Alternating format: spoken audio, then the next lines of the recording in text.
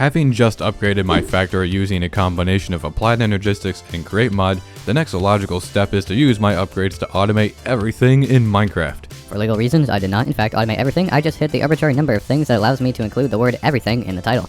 It's pretty straightforward. The things I need most are building blocks and machine parts from Crate and AE for upcoming large builds, which is why today I automate everything from cogwheels to diamonds and limestone. Seems like a great idea to start by expanding the storage wall by adding extra shelves where I can put lots of storage drawers to store all the stuff we're going to be automating today. So I can actually grab this now.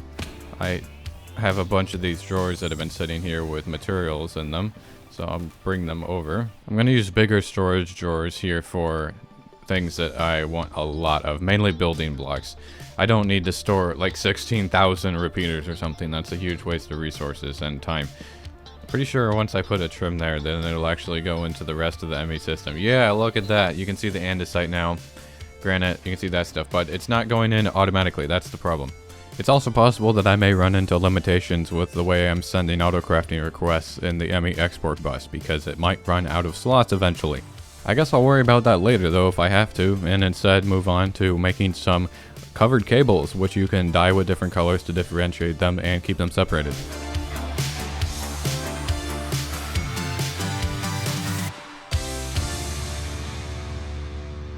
I had to fix some stuff at the Scarlet area, and I seem to be hitching a ride on the train. I may also fall off though and die unceremoniously.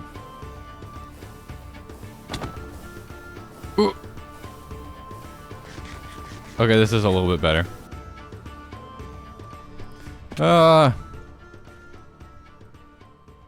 Come on.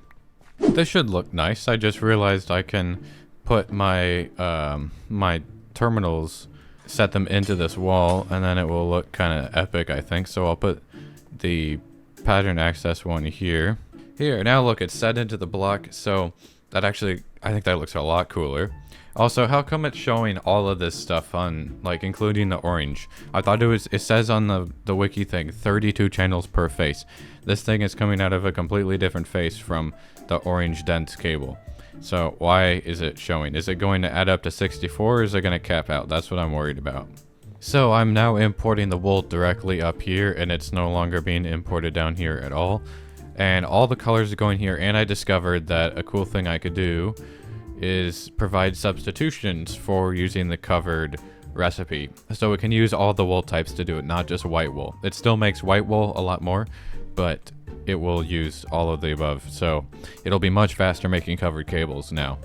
I'm making this more efficient down here as well. This used to have glass, now it has cobblestone, so that I can use cobblestone as a crafting ingredient. It's because I'm actually crafting granite up there now, because all of the granite that's being crafted down here is being turned into gold, and I want granite for building as well, and I have insane amounts of cobblestone and quartz, so might as well craft some up there. Also, I decided I'm going to craft andesite up there as well, because I'm about to use a bunch of the andesite here for andesite alloy, very importantly.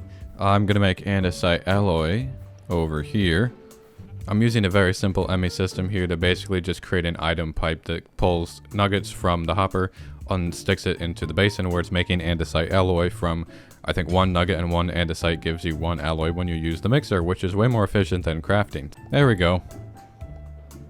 We're back in business. I have to build a separate, or I want to build a separate facility right here specifically for handling these things. These are all basically the most important build materials left that I use frequently, other than bricks, which I can kind of automate because I've got clay that comes in from my Scarlet Mountain facility.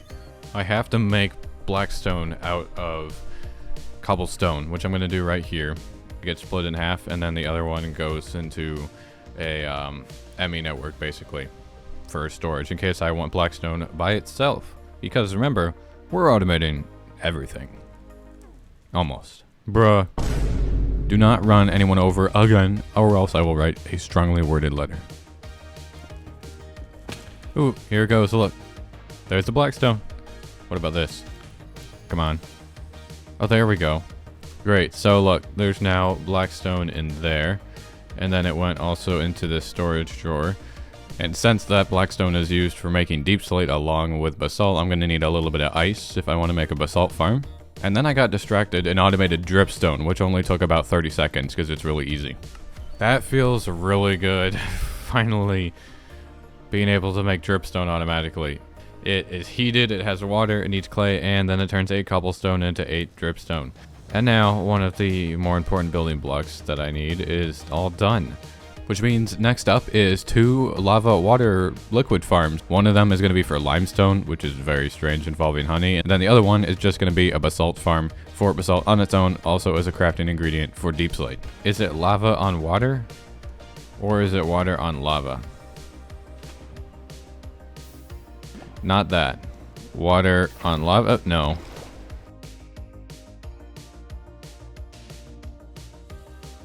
Okay, how then? Time to go to the wiki. Liquid honey. Limestone is produced when lava flows into a liquid honey source block or onto flowing honey. What a recipe. Does that mean I can put honey in a bucket? Or do I have to melt the honey and deploy it with a pipe? Okay. Honey bucket question mark? No honey bucket. Then if it's gonna make me deploy the honey without a bucket, then I better do this right the first time, because it's gonna be annoying. The way that I plan on breaking the created blocks and collecting them is with annihilation planes from Applied Energistics. These things are really good at things like cobblestone farms, any farm that involves breaking and picking up blocks. I have no idea what the flow rate of honey is, so I'm just gonna have to experiment. Here we go, look. Honey. Let me try one more time. Bucket? Oh. Honey bucket. Why didn't it work last time? And why is there no honey bucket?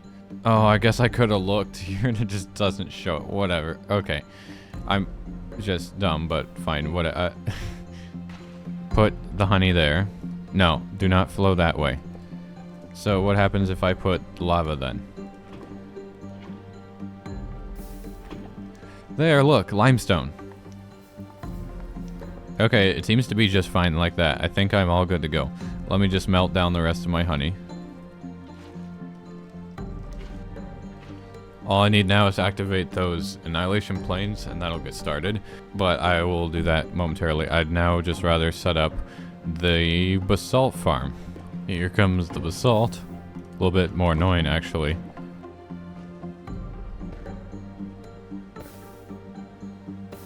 Nice. Look at that. There's our limestone.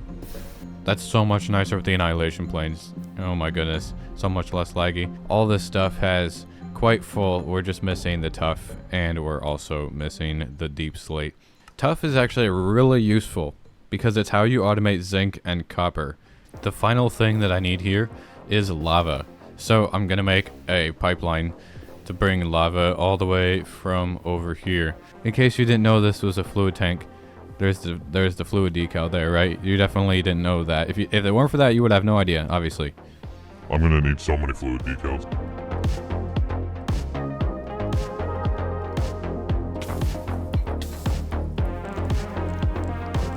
I don't actually know if I need this last pump here. Here, let's see if I don't. Is it gonna go in here? Oh, look, it is. Look, it's loading it with lava in both of these, and I think these things cause a ton of lag. It's anyways.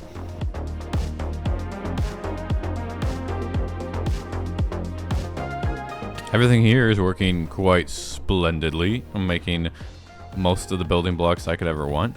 It's a little laggy, although I did find a few fixes, actually. For one thing, if I shut down the entire factory, then my frame rates will go back up to like 45, which means that a massive amount of lag is just all the animated textures from Create Mod. Now, obviously, I don't want my factory shut down, but I can shut it down occasionally, like if it's all done doing stuff, which will take a while, but I don't need it all the time, and I won't be over here all the time anyways. And I guess some lag, at least for now, is the price that I pay for infinite resources. Over here, we're collecting lots and lots of stuff. We've already got 12,000 basalt, 10,000 limestone. That's pretty awesome. We got a lot of wool as well, which is really nice. Then over here, all this stuff is also being crafted. Some of it is stacking at 512. Some of it is only stacking at 64. Like, this stuff is only stacking to 64. So the next big thing that I'm going to want to do is automate diamonds, which is pretty easy. Easier than you might think. Also going to need to actually automate smelting of deep slate because I mostly use the smelted version of deep slate. Splendid deep slate. It's doing the thing. And we're at 27 channels, although it's counting all the other stuff, which it shouldn't be. I don't know if we'll even get to the max channels today, so we may not find out. But diamonds, how to make diamonds? Well, you can do it with lava, coal. Lava and coal, and then you get a diamond. And it turns out you can make coal from crafting with charcoal. So that's awfully convenient. Convenient because I have a ton of charcoal, because I have basically an infinite amount of wood. Need to use 4 mechanical crafters. Then I can combine everything, everything back here. And if I add a hopper, I could put a hopper here and then make it the charcoal network. And, oh shoot. If I move it right there, it can go straight into here. And then I have to get the blocks out of here into one more basin where it gets turned into diamonds. And then it's in line with the lava, which is perfect. And then I can put a press right here. Right down here is the lava pipe. I don't know if I'm going to need another pump or not. I would love to not have another pump. Ah, yes. There. Blocks of coal. And there we go. Look at that. Diamonds are being made automatically. You love to see it.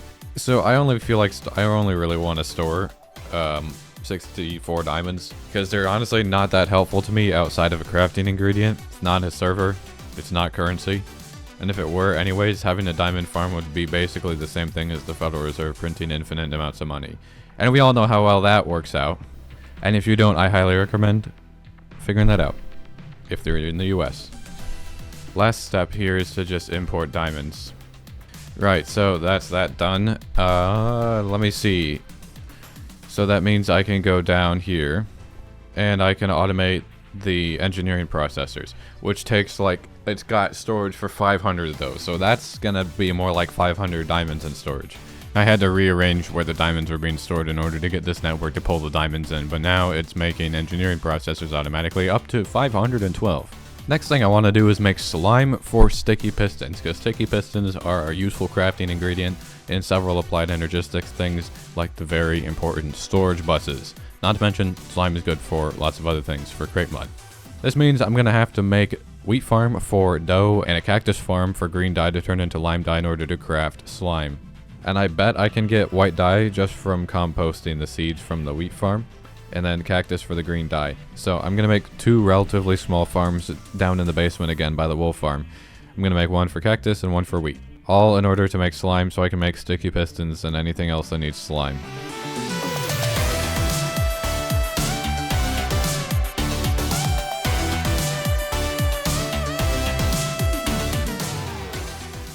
So there's this great thing called organic compost,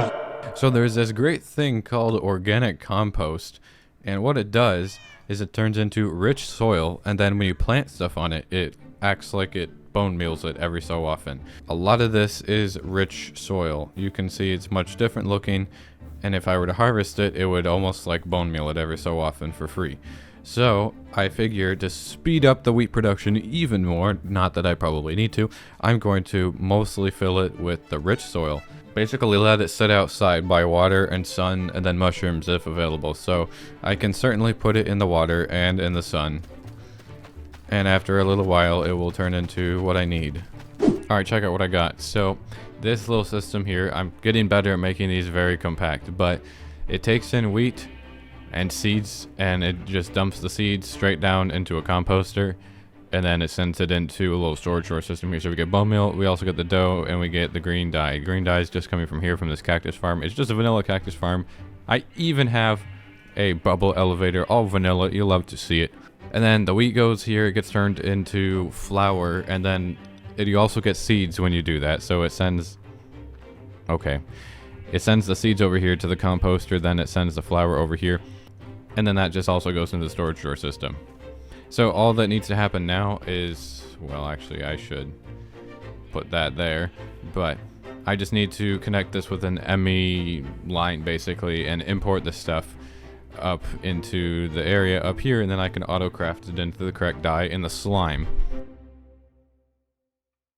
Well, there we go. I think it should have started crafting already. Yep, look, slime balls are getting made. Now to craft sticky pistons.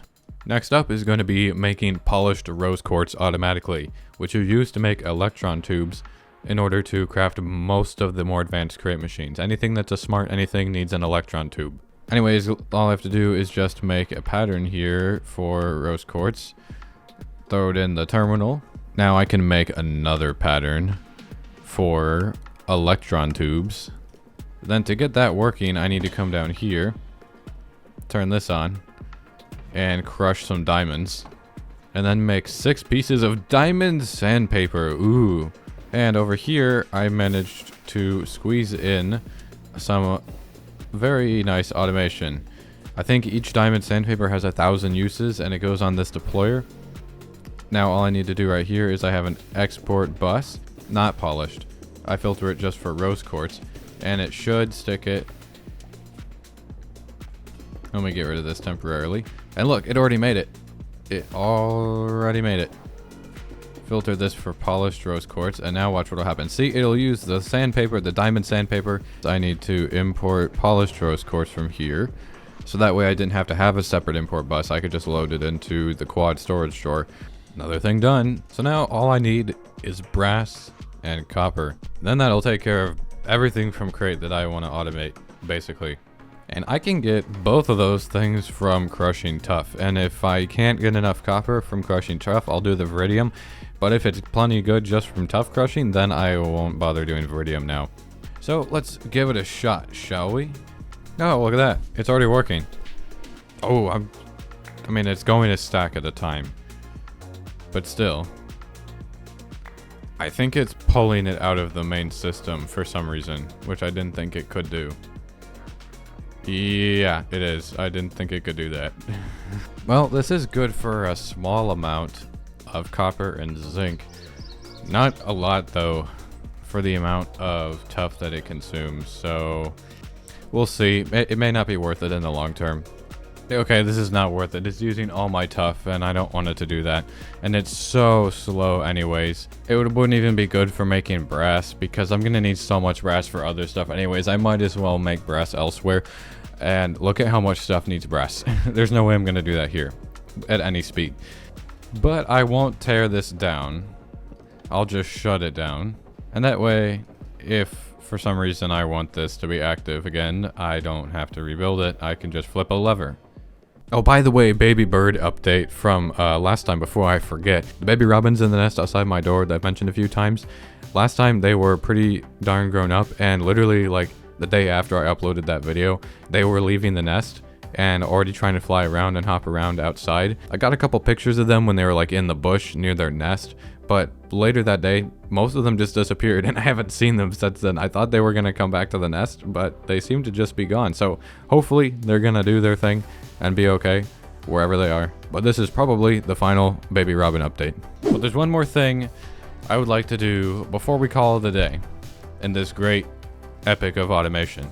I am going to turn this storage system right here into an ME system. I'm going to MEify it by simply having a storage bus connected to a tiny network with a crafting terminal where I can view everything and I can craft stuff directly out of here. So I'm trying to just give it power now, and apparently it needs a minimum of 32 RPM to function, and this is half of that speed.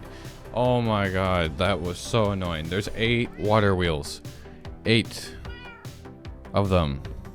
But it's working. Anything I could want that's anything in my storage unit I can access here. Anything I can craft, I can do it right here.